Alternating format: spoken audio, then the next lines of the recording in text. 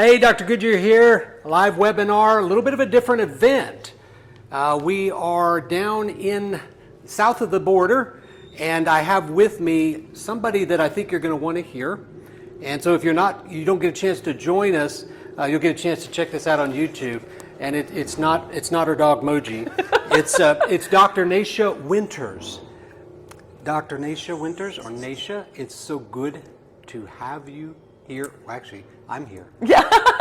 Well, we're here together. That's right. Actually. That's right. I love it. And so we're actually in her living room, and I thought it would be great to just kind of bring her into the live webinar stream and just ask some questions. We've had some questions that have been submitted beforehand, just a whole slew of them. Thank you for sending those on. But I thought it would be really good to start off with something that's a little bit more current events, because I want to kind of give an intro to Dr. Nasha Winters. And by the way, I'm down here because we're going to be recording some podcasts with her.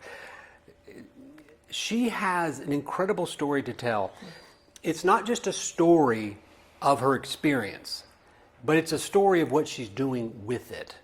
And I think that's one that more patients need to hear, but honestly, more doctors need to hear, because that's how this movement helps more patients. And you know, you made a pivot from your practice because you actually don't see patients. Correct. Why did you do that? You know, it's wild. I made the pivot to leave practice because I was getting to the point where that one-to-one process was not enough. Yeah. And to have literally, there was a point in my practice where I was 18 months out on a wait list. And it became really, really painful for me to. Yeah. We got a little sound. We're really raw where we are. We got great audio. We got good. We're good. Okay, good. You guys don't hear the motorcycle going by. I don't know. They're just joining us. Right. But it got really painful for me to watch people literally dying in the waiting room. Like I couldn't get to them fast enough. And I knew I had tools and information that might be able to offer something different or offer something more. And that point in time was when I stepped out of private practice and moved more into consulting. And initially I thought, well, I'll just go out and sort of train patients to be consultants, to train patients to be advocates for themselves and others. And so I put my energy there for a while, very successfully. An amazing group of advocates came out of that first iteration, that sort of beta iteration. I think about 50 at the end. There were 10 really kind of hardcore ones that were ready to see patients, and the other were doing it more for self-care and kind of being my test run with it all. But even in that group, what happened, and this I don't mean any disrespect for any physicians listening in here, no, but the patients became savvier than the doctors. Oh. Yeah. And suddenly I realized I've trained all these amazing advocates, which is information I've learned to support myself all these years, and then bring the things I'd learned in decades of practice and study, and realized we didn't have any place for these patients to go. Right. To get the labs ordered, to get the imaging ordered, to get the right, testing and evaluation. My dog feels the passion. Oh, that's okay. Yeah. And she's so standing up at attention because she agrees. You got to listen to this lady. And so what ended up happening is I realized I had to switch back to just sort of educating and empowering the patient to doing the same for the clinician. Yeah. And that just kind of evolved. And suddenly I had 12 doctors that I'd worked with for years that had I've been consulting with them on their patients for a long time, and I went to them and said, you guys have been working with me a long time, you have the outcomes, you see the differences, and we're talking MDs, NDs, conventional oncologists, a PA. I'm pretty sure that was our mix at the time at that first 12. And basically I said, I'm going to teach you how to fish, I'm going to stop giving you fish, because I need help to help these patients that are literally dying in the waiting room when we're getting hundreds of inquiries a month for who is trained in this method. And they didn't exist. And within 6 months, those 12 doctors were already a year out in bookings for patients waiting to see them. This was in 2020. Oh, wow. Yeah. And luckily, or unluckily, I suppose it were, that was at the time when all these doctors were like, I'm not going to leave private practice. I'm not going to leave brick and mortar. Yeah. I still want to do my thing, and I'll do this a little bit on the side. And then COVID happened. Come here, Moji. Come on, calm me down. This is raw, by the way. She's feeling the passion, and so in that time, COVID happened, and everyone's lives and practices went virtual. And so suddenly I have this group of 12 doctors who their lives changed forever. And this program and what they learned changed forever. And the patients they started to support changed forever.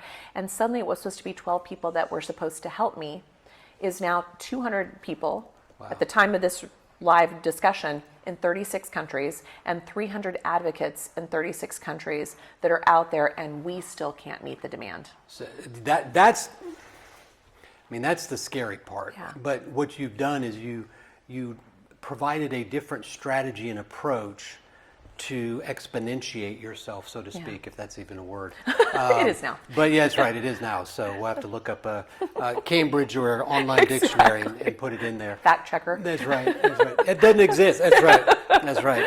There they go. There's the naturopathic doctors crazy going again. lady. That's right. So you found a way to say, I can have a bigger impact by training up, elevating up doctors. Because if you take care and you heal 30 patients with cancer, then that's incredible. Yeah. But if you then do the same for 30 doctors, now you have something. Yeah. And that's what you've done. Yeah. So was it something you just kind of fell into? Yes.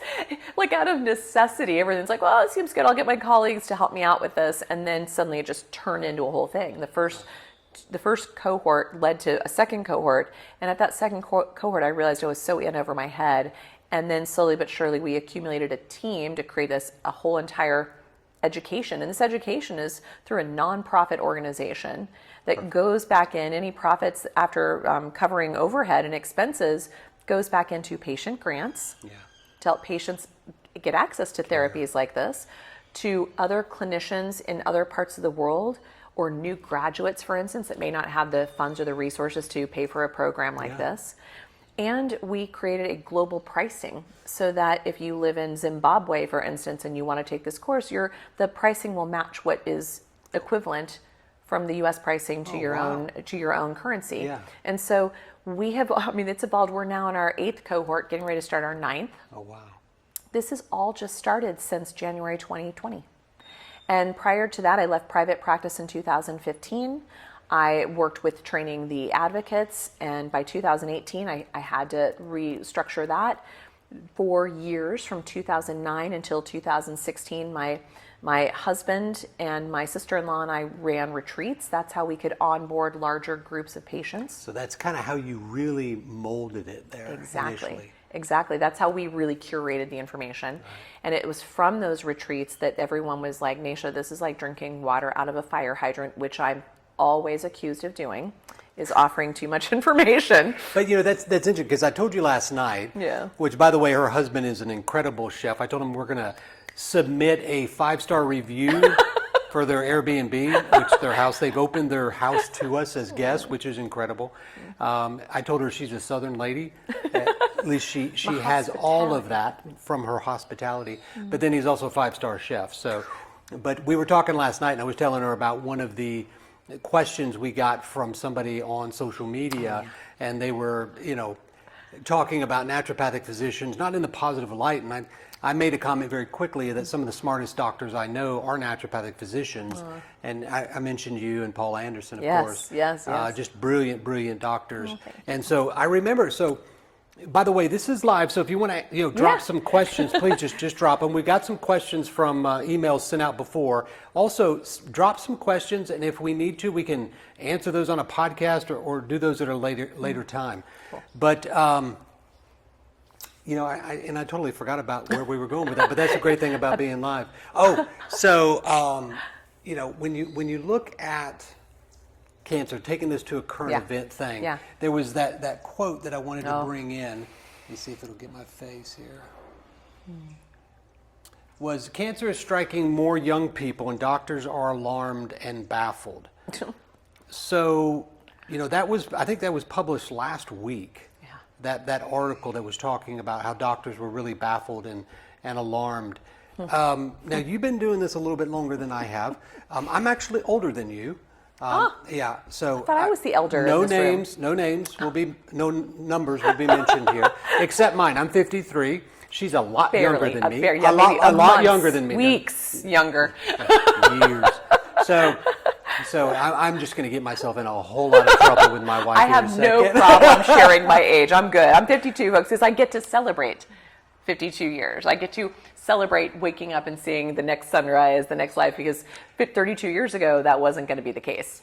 And we'll talk about that in the podcast in Teasers. detail, Yeah. because you act like you've done this before. A little bit. Yeah, Yeah. professional. Yeah. But what's interesting about this quote, and when I went and listened to you at the Mistletoe Conference in 2021 in Denver, I had heard of you. I've heard of your book. I read more studies than I do books, but I have read the majority of your book. Yeah. And because I wanted to do that in preparation for this, and also it gives me the ability to tap into your mind. Yeah. And how you look at things. Yeah. But when I heard you speak, and there were a lot of great doctors there, MDs, it was one of the more succinct, data-driven, no crap Right on. lectures I've ever heard. And so that right there completely changed the way I was thinking about mistletoe. Oh, cool. I mean, we were already doing mistletoe, but what you did is you just completely changed the persona and perspective of it, how you presented it. You led with data. Yeah. Has that been the way you've always done it? Always, always. I'm definitely a data-driven person. I mean, my world, in the beginning, I was going to go to conventional medical school. That was my plan until cancer had another story for me, which we'll cover later. Yeah. But because of standard of care, I was pre-med. That was the direction. I was biology, chemistry major. I was on my way to that. Cancer decided to change that course a little bit, and because I did not get help from the standard of care, not because they didn't want to, I was too far gone. I mean, I was sent home to die. I was on my own. And I'm still on my own. I'm still like learning these things for myself and applying to myself and then applying to others and learning more and applying to myself and applying to others. And the story just plays on repeat, on and on. But what I have always been is a scientist first, a data-driven person first. And I tell people like I'm science heavy with a touch of woo instead of all woo and little science. So because and the woo is that there's also so many mysteries of life. Yeah. And there's things that we don't have answers for, or things that we thought we had answers for until something new came along. But that's science, is it not? Exactly. Science is constantly evolving. Exactly. And isn't that funny that we've lost sight of that? I wonder why. Yeah. Yeah. Well, we won't go down that rabbit hole. Exactly. Not yet, at least. That might be later. But Love to go down that rabbit hole with you sometime. Yeah, exactly. Goodness. Well, you alluded to that quote that came out this week about, boy, doctors are baffled and like really scratching their heads over the younger and younger people being diagnosed. Well, first of all, I want to know where these doctors have been for the last 10 years. Oh, head in the sand. Right? Because this isn't new. Yeah. I've been like shouting the alarm system for years. So when I left medical school, the average age based on World Health Organization statistics, all the statistics, was the average age of person with cancer was 68 years old. It was considered a disease of the aged. Yeah. That's how it was always. 20 some years later, the average age today is 48 years old. And even, I know. I love data and I love statistics. I've never heard that number. That's a generation. In a generation. Wow. And so to even give some context, there's an oncologist who's come through our training in our cohort and the head of a major academic medical institution in the southeast part of the country, who his specialty is gynecological oncology, and he's never stepped into the realm of alternative or integrated medicine until he ended up seeing, as a gynecological oncologist, multiple patients under the age of 10 with stage 4 ovarian cancer. And that is how our paths crossed. Oh, goodness gracious. That is how he said, I'm trying to retire, but I can't retire because I need to understand why this is happening. And that's how our paths crossed. And then he ended up, drinking the Kool-Aid and joining into our merry band.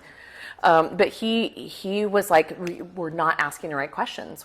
And so the fact that it's now people saying we're baffled now, how have you not been paying attention? Yeah. Because there's been multiple studies over the past decade showing that the fastest rate of cancers are happening in people under the age of 40. Yeah. Colorectal cancer now over, like the age of colorectal cancer used to be, again, an older generation. Same thing with glioblastoma. Oh, yeah. All of them are under the age of 35, 40 years old. A resurgence of leukemias and lymphomas all in our pediatric population. And everyone's like, I don't understand how this is happening. Well, it isn't just overnight happening. It's been insidiously coming on more and more and more. And people miss it, right? That people don't think about looking at the 30-year-old with these symptoms to think that they could have stage 4 cancer. So, and I'm kind of tying in some questions as I'm talking to Dr. Nasha. So if anybody has any questions, please drop them there and I'll check them out.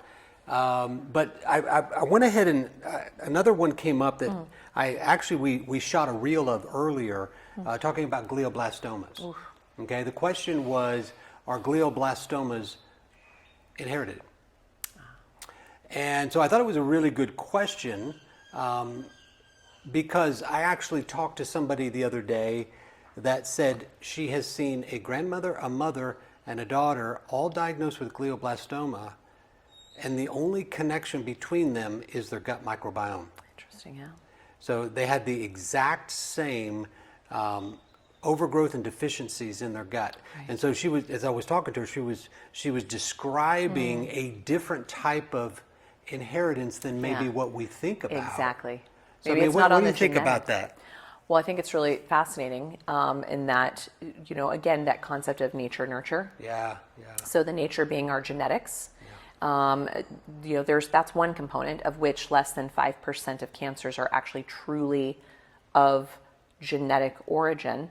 And then there's the nurture, which is sort of like, what is the environment in which your genetics are playing in or interfacing with?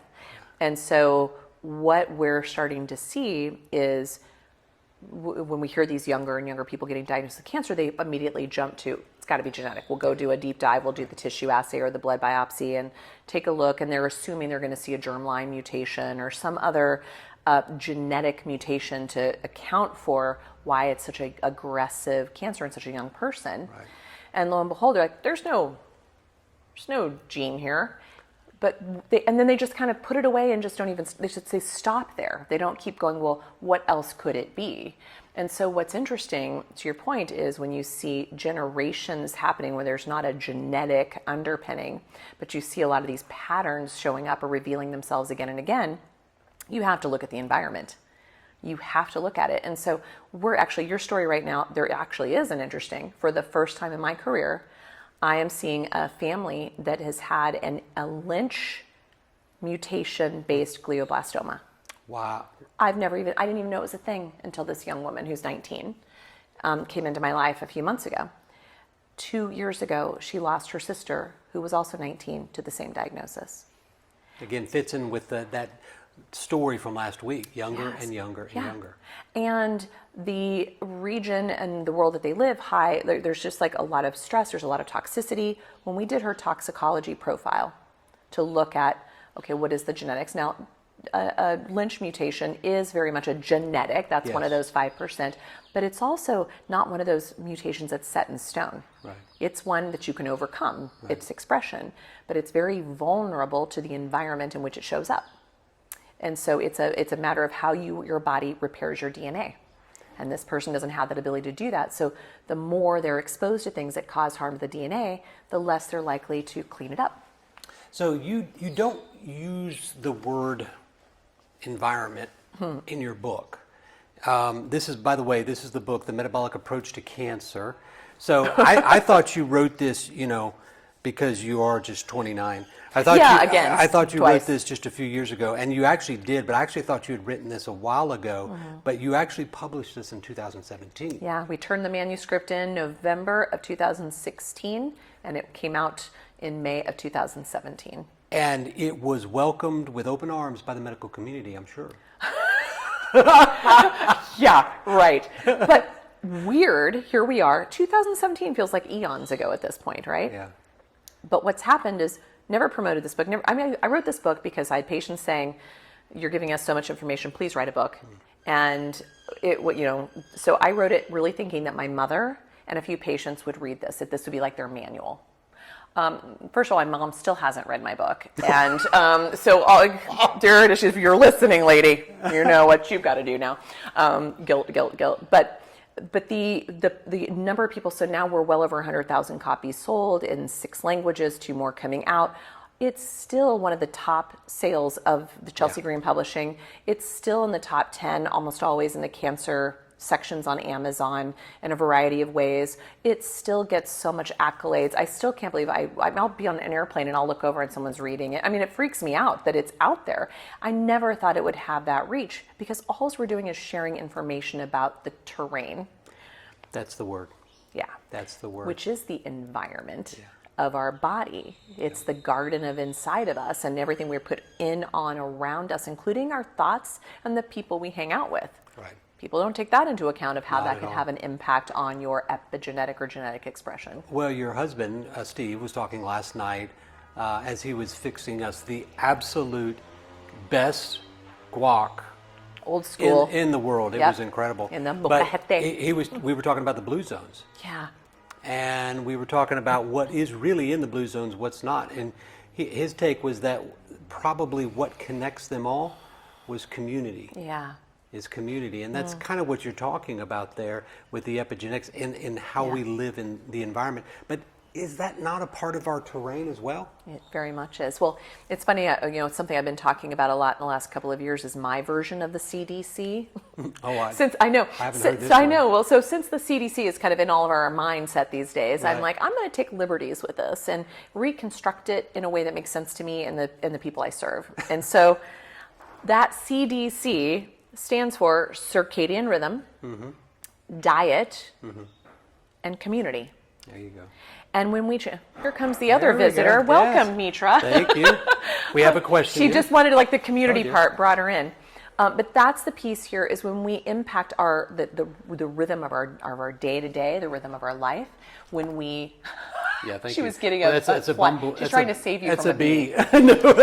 You guys are seeing the wild. This is the wild west of my life here. That's right. It's awesome. It is. Whoa. But when folks, wow, it really likes you. Yeah, I guess All so. right. Are you trying to protect him from that? There we go. Oh well. You okay. guys are getting the unfiltered version here. Okay.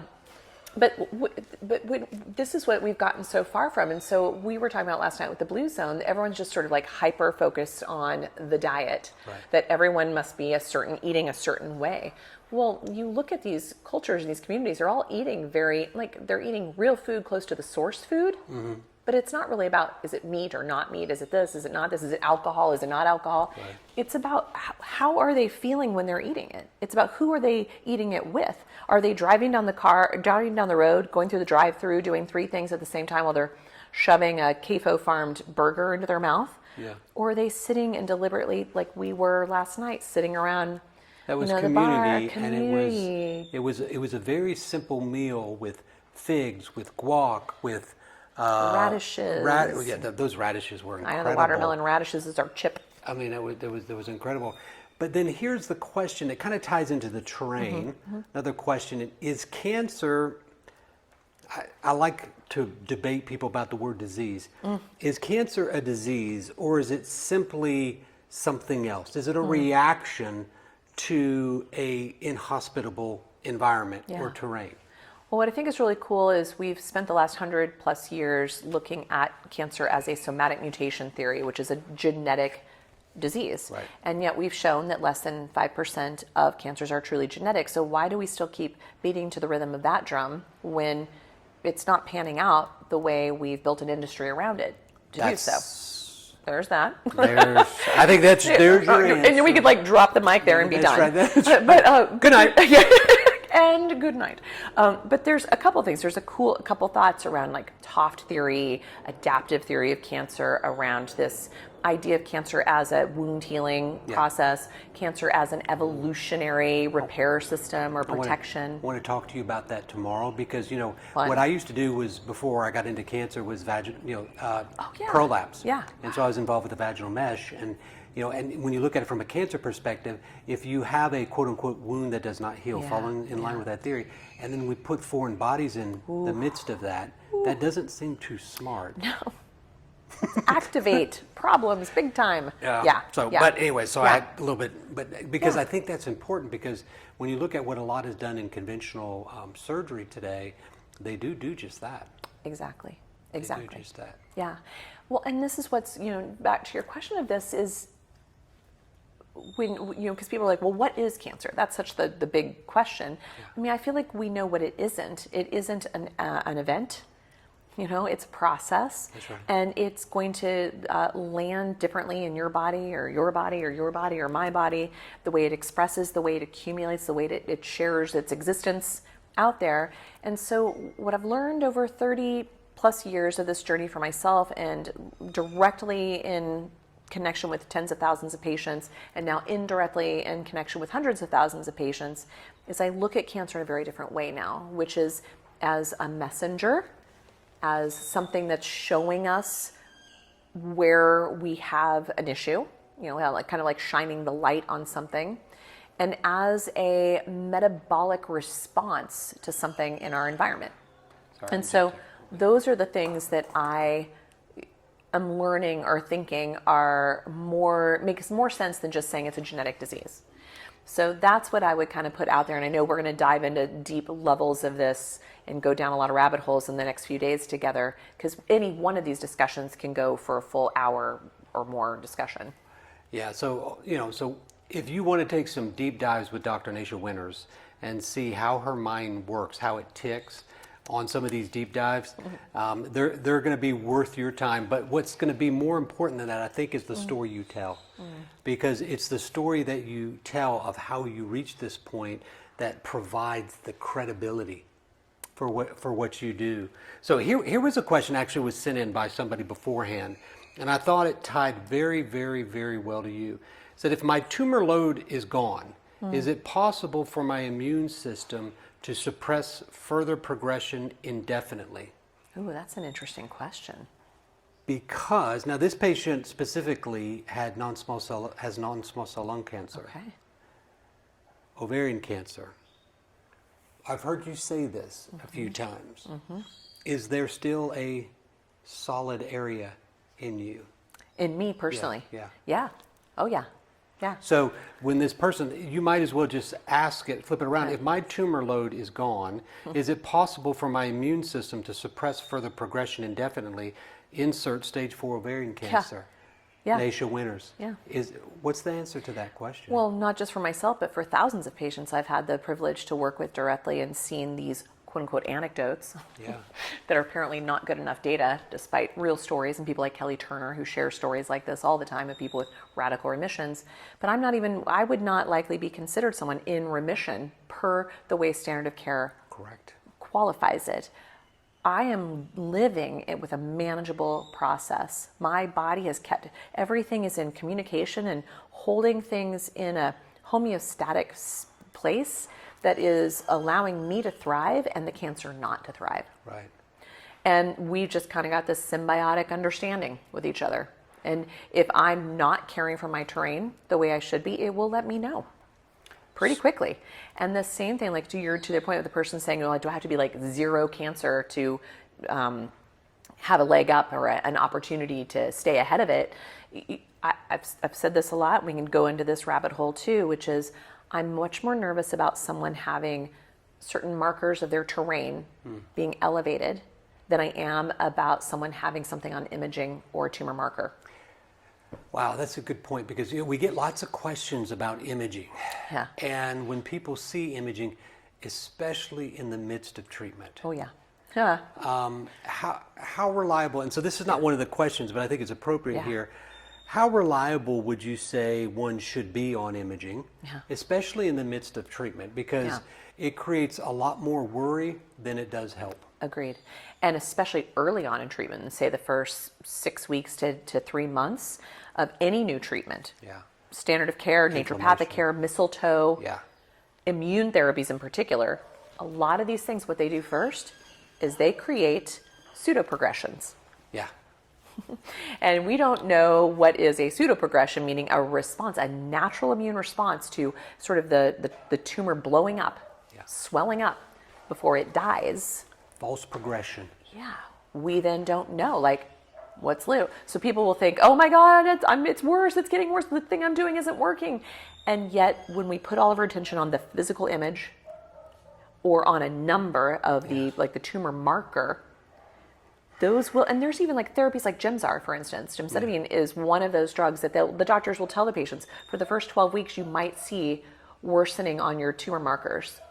And this is precisely what's happening. You definitely see this in the immune therapy place, but really you see it everywhere. And so we are often looking too soon and making like assessments based on things that we need to be looking at other metrics to really evaluate for what's truly going on. Is this pseudoprogression? Is this a cytokine release? Is this tumor lysis? Is this true progression? And how do we know? Because if we just depend on the imaging and just the tumor marker, we may actually be mismanaging our patients. I would say in many ways we are. So assessment of the patient obviously begins with listening, but there are more labs that I believe, and you've talked about them ad nauseum, about they give us great perspective of the environment. Yeah. And so those are the labs that can actually show us the changes before we start to see the tumor markers. Because here's the analogy I often present to patients is that it's like, and I hate to use this analogy because going to war on cancer is not the right approach. It never is. But let's just say we're using that example. And so the general comes and says, well, how's the bombing been going?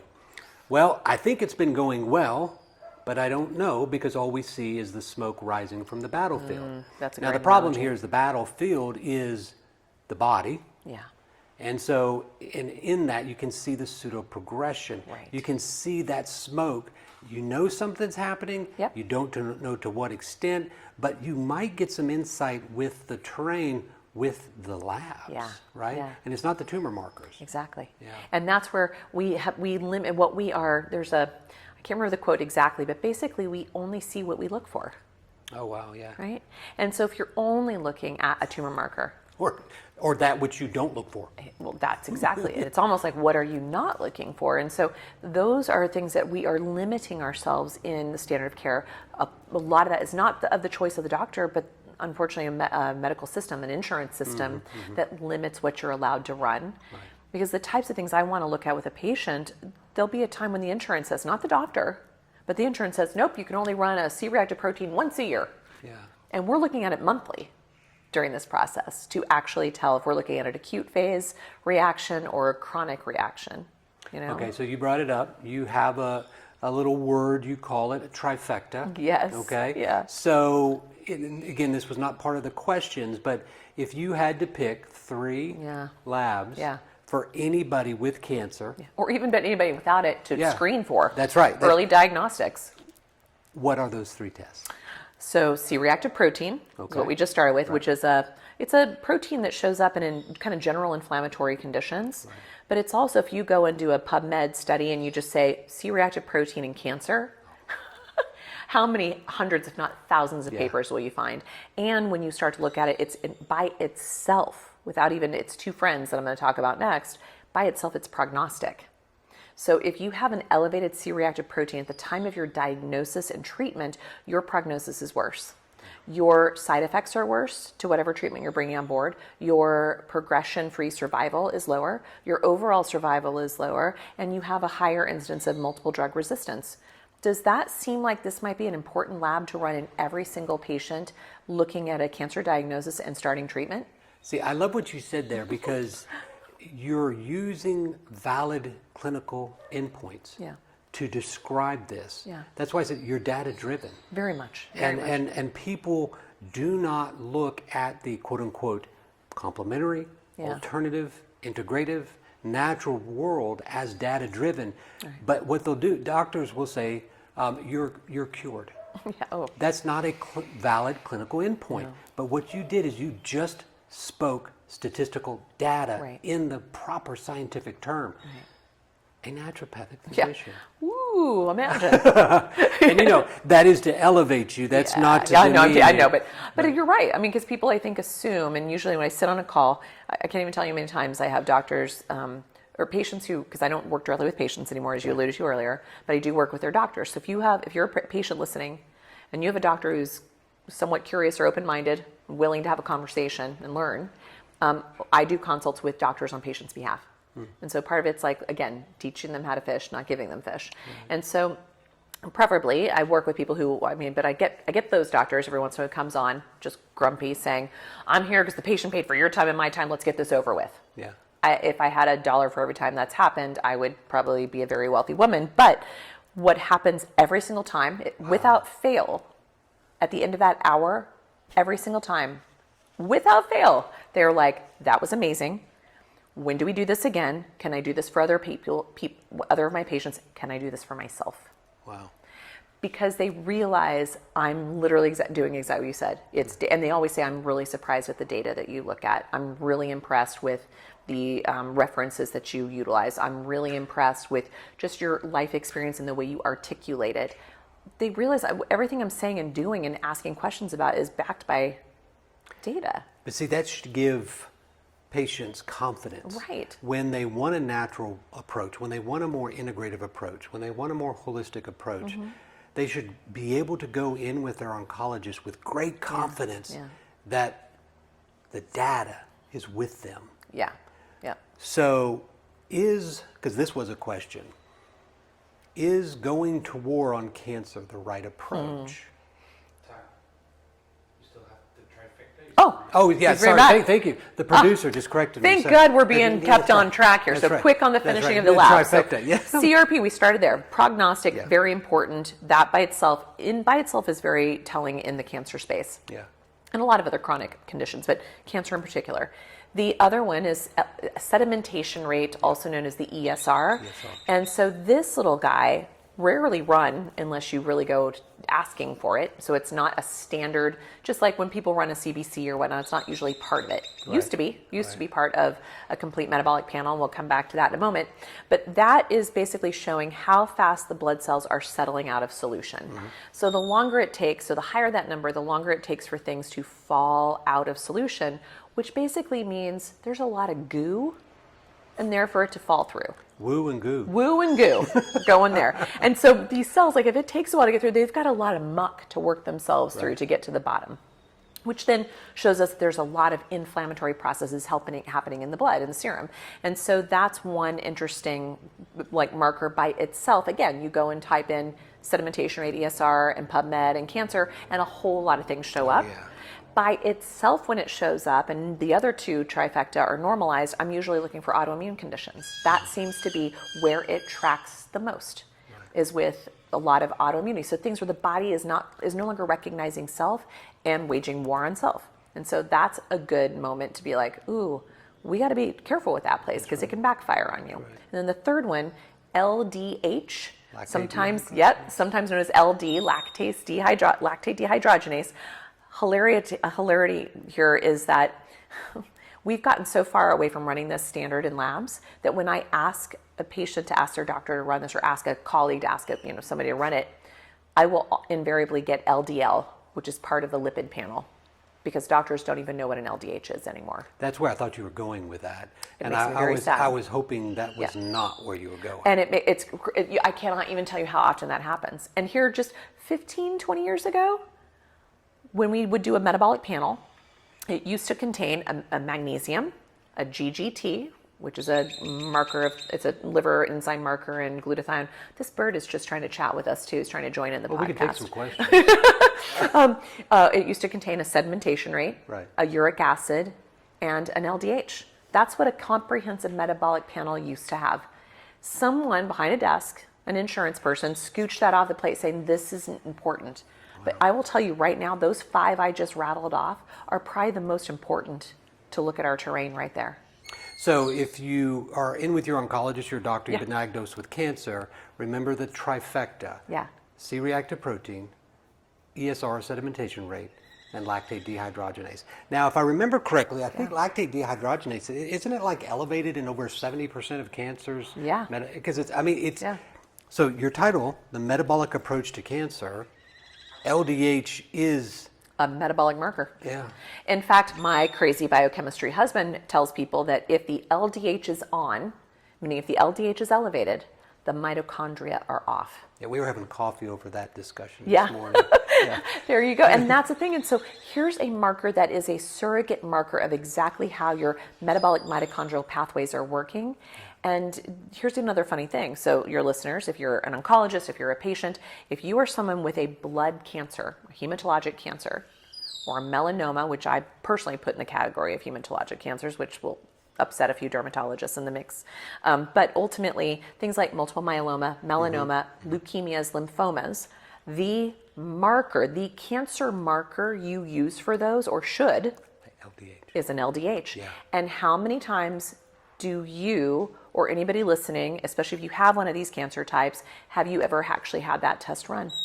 Well, It's very rare. I test on all my patients. Well, you do, but I mean, when you see somebody else coming in that's been seeing a hematologist for their they're never hematological there. cancer, it's They're never never there. I'm there. like, you really? So I'm working with a patient right now who's been to the best of the best of the best, big name institutions all over this country and all over the world because he lives abroad.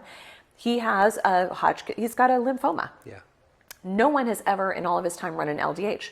When I started working with him, everyone told him he was NED. No evidence of disease. His LDH was over 340. Which is abnormal. Very high. Abnormal. My range is under 175. Anything over 175 is a problem for a LabCorp. Anything over 450 on Quest is a problem. His was over 330 or 340 on a LabCorp test, which in my book said this man is not only, he's not only not no evidence of disease, it's aggressive. Yeah. That was in September. He just had imaging because it was clear in September. His images were all clear. Ring the bell, all good. That's right. It's everywhere now. Oh gosh. And here's what he did, like, because he thought he was fine. He went back to all the practices that he did before.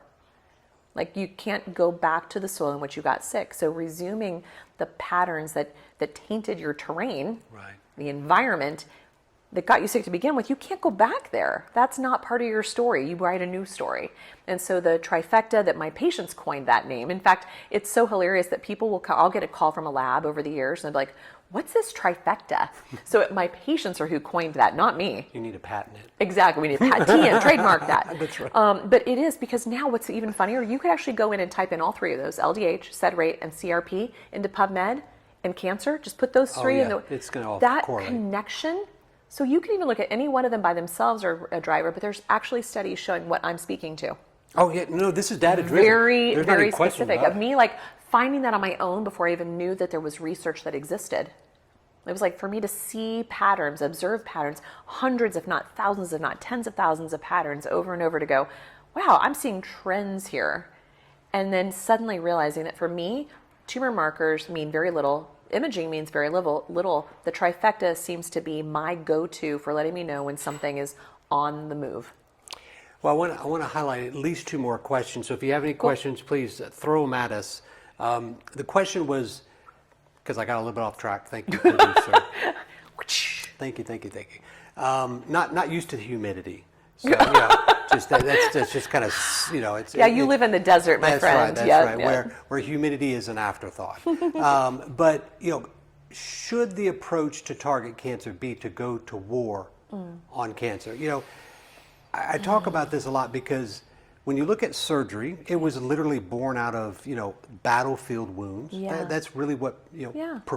propelled it to a mainstream practice. But chemotherapy was born out of war. Literally. Nixon declared war Yeah. on cancer in 1971. Is that a right approach?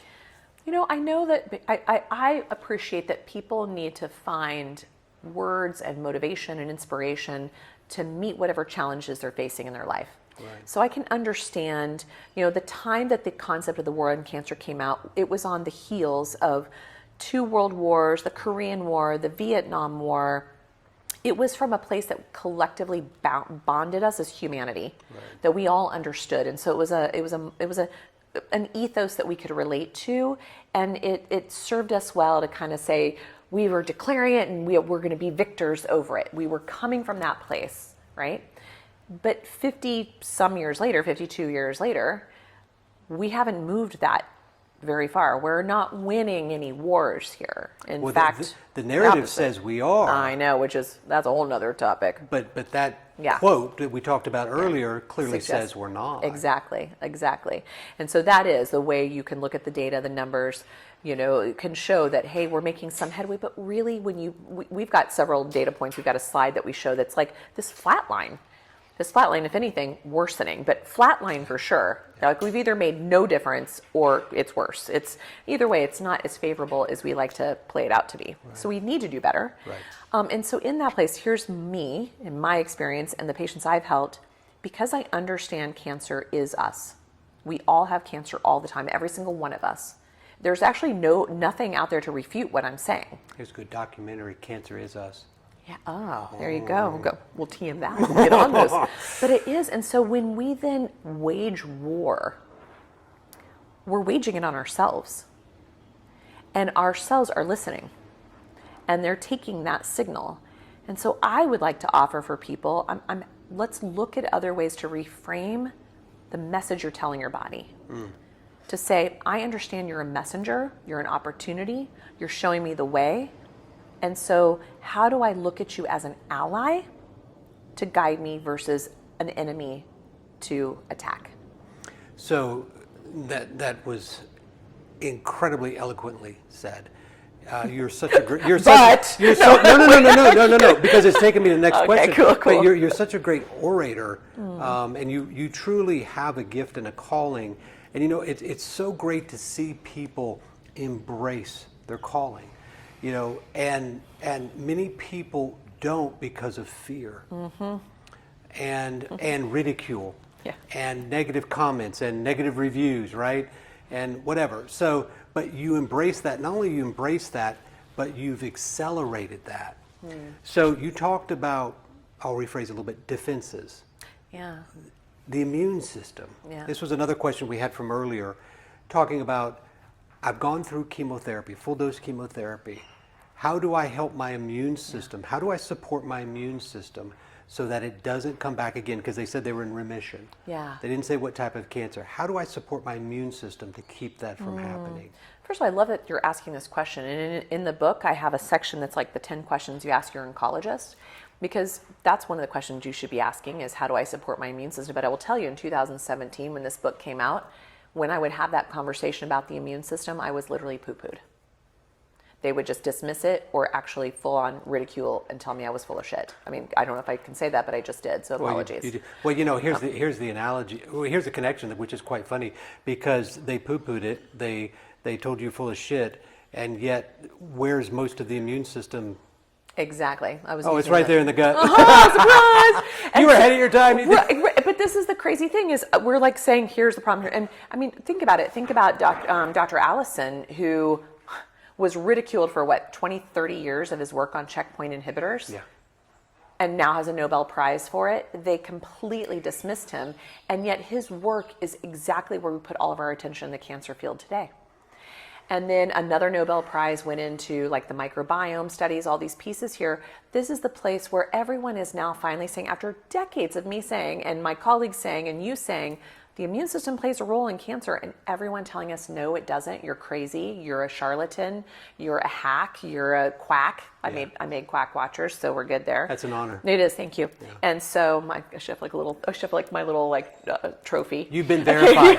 You've been verified. Certifiably. But that's this place where they're like, it doesn't exist. It doesn't exist. It doesn't exist. And then suddenly, when you could monetize it, when you could monetize an immune therapy, which is massive today in the field, when you can monetize fecal transplants, when you can monetize the testing that goes into these things and the research and the grants that go into this, suddenly now they've acted like they've invented the immune system, where we've been talking about this forever. So for the person who asked that question, you're asking the right question, and if you asked the question 5 years ago, they would have told you there's nothing you can do. They'll probably still tell you there's nothing you can do, because they'll say we probably have a drug for that, so just hold tight and we'll get you that. But really the question comes to me is, well, you need to look beyond, because what else is affecting the immune system? It's not just go and take this pill or this potion or this probiotic or this immune tonic. Right. It's about what is keeping the immune system suppressed or overexpressed. And that's this bigger question about what are you putting into your bucket? What are you putting into your terrain, your environment? And so that has to be evaluated, because things like mold, stress, sugar completely dismantle the immune system. But things like co-infections actually can upregulate it. Autoimmune conditions that get kicked up by all those things we just talked about can upregulate it. So you get an overzealous or an underzealous immune system, or even one that's schizophrenic and bounces back between the two. What's so cool is that this person with this question, we actually have a new test that came out in the last year and a half, 2 years maybe, which is a way to actually look at the very specific expressions of your immune system. That's the Cyrex lymphocyte mapping. Yeah. So Dr. Vajdaniev, a world-renowned immunologist, has developed a test that you can literally look at the patterns of your immune system and know, it's not just about stimulating natural killer cells, because maybe, guess what? When you have too many natural killer cells, you have a major autoimmune problem. Yes, you do. And here it is. Everyone's like, take this thing to raise your NK cells, or T cells. Let's push those. Well, it can backfire. And there's a whole lot of different types of T cells. And that's just exactly Tregs versus like Tregs actually grow your so here's this thing. We've got this man who's created a nuanced, come up with like 13 or 15 or whatever pathways of how your immune system can express. So far, we're still learning, right? Right. But suddenly you can look at this and go, wow, this person's immune system's behaving this way, so this is the strategy we'd use for this versus this. This is what's so cool, is we are moving into a time where data can really enhance the patient experience, the patient outcome, in a way that we do not have to guess anymore. My mantra that is trademarked, test, assess, address, don't guess, is very much about this approach of please don't go in there and just throw things at things willy-nilly, which you and I are in this field, even in the complementary, alternative, integrative places. There's a lot of people doing protocols where they are not basing them on the individual's terrain. I call it protocolology. It's a study of protocols. Because that's what people will not deviate from that. Yeah. And it's like, well, that's a starting point. You have to have that. Steve, he said you got to have some protocols to start with. Some fundamentals. But you need to be able to think. Yes. You need to be able to innovate and recognize when things aren't going as the protocol says it should, and you can pivot. Exactly. And we have, what's really cool is we have these tools, these tests, these abilities to look and get a better starting point, so you know where your baseline is before you do apply maybe a protocol that you've used before that worked well in that situation. And then if it doesn't, then okay, time to pivot, look at something else. What else could be going on? But critical thinking skills is not something that we are celebrating in our culture. In our medical a lot system. Of levels. Yeah, exactly. And so it's like we have to retrain people on how to think. And that includes the patients. And one of the things you and I are both passionate about is changing the narrative. Yeah. We've been working on changing the narrative on ourselves and our, the people closest to us, and in our practices and in our communities. But it's got to go bigger, because we're up against a Goliath here. But it's a Goliath worth slaying. And and you said this earlier, servant. Physicians are servants. Yeah. We serve patients. And I think the medical community has lost a little bit of that perspective. Yeah. But as long as we keep that perspective, I think it doesn't matter how many Goliaths are out there. Here's a great thing. The community that we and others like us have, that's how we can put that little pebble in that slingshot and take it down. Yeah. And take it down. How are we doing on time? 5 minutes. Got 5 minutes? Okay, let me do just a few more, some new questions. Okay. Okay. I'm so glad there's people. They're high. Yeah. And by the way, they are the absolute most gracious hosts in the world. Aww. And if you weren't practicing medicine, if you weren't changing oncology, you guys would have a 5-star Airbnb. I'm sure. I love it. People keep saying, Steve, you need a restaurant. I'm like, that means divorce. So. What would be the protocol for large B-cell lymphoma? Okay, so then we're talking about protocols. Yeah. How about just giving maybe three things that you would consider in evaluation? Sure. And then 3 things in treatment. Well, first of all, with lymphomas, there's a few patterns that are pretty common. So one of the biggest drivers of lymphomas is glyphosate. Yeah. So you'd want to get your glyphosate levels tested. And that means if you basically eat a Western diet, a processed diet of any kind, if you eat a lot of legumes and grains, right, which is what our dietary nutritionists tell us to do, right. That's what sequesters glyphosate. If you live near any big agriculture, all these things, glyphosate is a big one. It really is a component to this. That's one piece. The other piece of B cell lymphomas is viral in nature. And so very specifically, Epstein-Barr virus. EBV. And so you want to get tested for your titers, because if you're not dealing with your glyphosate load, your B-cell lymphoma is not going to go away. If you're not dealing with those Epstein-Barr titers, your B-cell is going to keep recurring. And then the other one is lymphomas and leukemias, which often surprises people, are way more glucose hogs than we're led to believe. So if you're still metabolically inflexible and your insulin levels are well above 5, I like them under 3, but if they're above 5, you've got a problem. If your A1C is above 5, you've got a problem. If your GKI, which is the glucose ketone index, is above 5, you've got a problem. And if your uric acid is above 5, you've got a problem. Those are all major metabolic drivers. You will be driving the lymphoma train. And so those would be like my first patterns to look for, so you then know your targets, which then will help guide what protocol is the next best step. So what you're saying is actually quite intuitive and makes a lot of sense, which is you got to evaluate first. Yeah. Protocols driven on no information is a shot in the dark. 100%. We have to have a place to start, of course, as this data starts to roll in. But let's say, with large B-cell lymphoma, is dietary choices there important? Absolutely. You want to make sure you're carbohydrate restricting in that environment. You want to make sure you're getting clean food. Right. Very clean food. That's really important. You want, like I said, the glyphosate issue is really concerning. And there are a few like tricks I've learned over the years for certain therapies that work really well for certain cancers. And one of the examples of lymphoma that works beautifully is mistletoe. Dun, dun, dun. Well, I tell you what, you are a pro. Oh my God.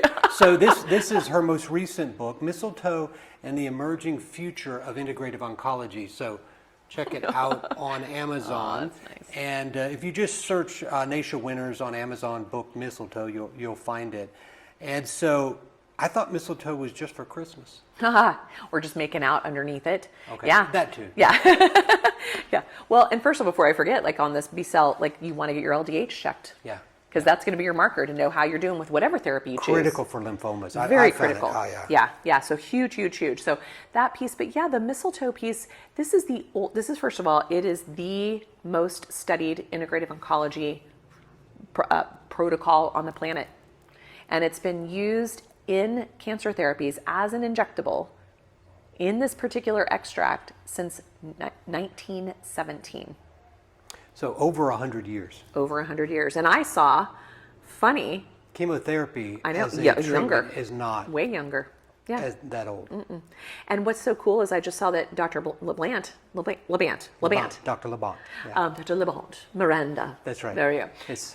Yes. And so I just saw that she did an amazing webinar. article on this. Oh, she even did an article in PR. DNR some time ago, or which Townsend Letter, or one of them.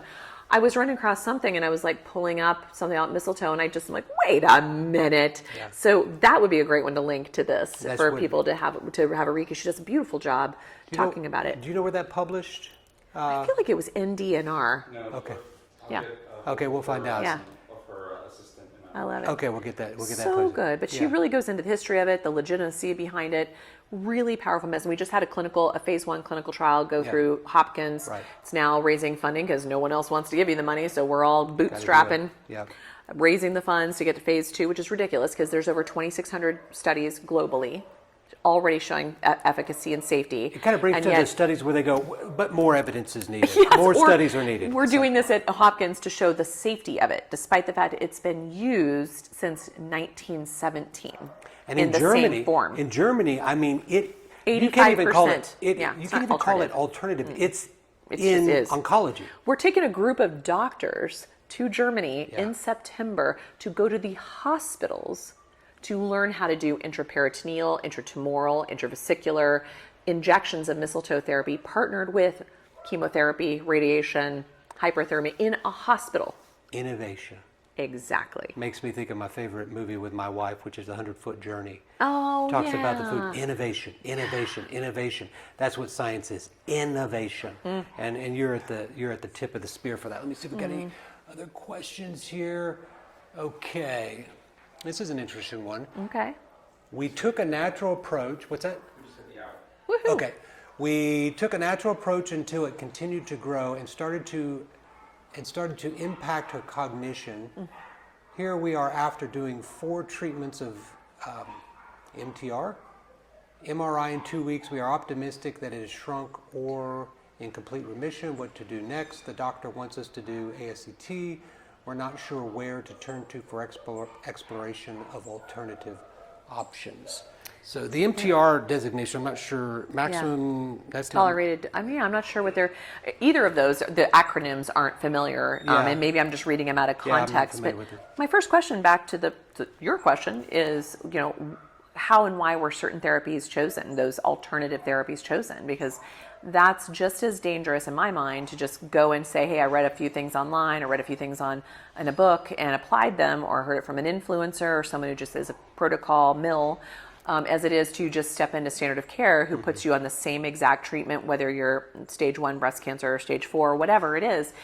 You still need to know what's going on at the baseline. You have to have metrics in order to decide what was the appropriate, what was going on, what's appropriate timing, dose, duration, and combination.